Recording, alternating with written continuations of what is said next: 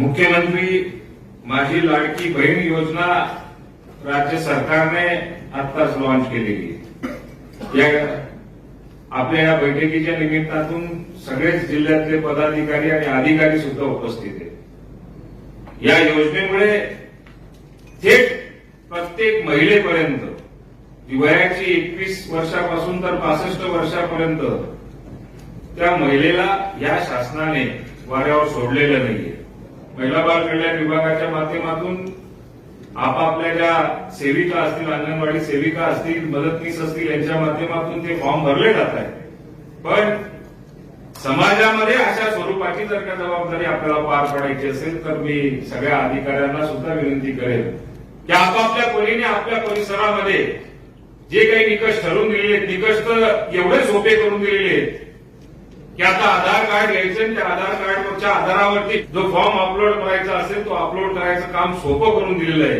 डोमेशियलच्या बाबतीमध्ये अडचण होती ती सुद्धा त्या ठिकाणी डोमेशियलची अडचण सोडवलेली आहे। एका फॉर्मवर प्रतिज्ञापत्र लिहायचं, आता सेल्फ अटेस्टेड करायचं, त्यामुळे ती सुद्धा आता फार काही आपल्याला फार कठीण गोष्ट राहिलेली नाहीये।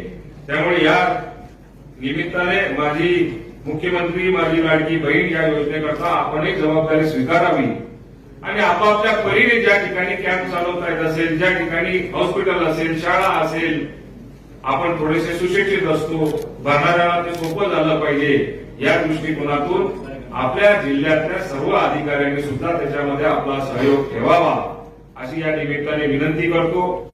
याची मुदत जी आहे ती जरी ती ऑगस्ट महिन्यापर्यंत ठेवलेली आहे आता, त्यामुळे सर्व्हर समजा डाऊन नसेल, हा थोडासा त्याच्यावरती चर्चा चालली, मुख्यमंत्री महोदयांशी कालच त्याच्यावरती चर्चा झालेली आहे आणि या ऍपच्या बाबतीमध्ये अजून ते कसं फास्ट होऊ शकतं याच्यावरती प्रक्रिया चाललेली।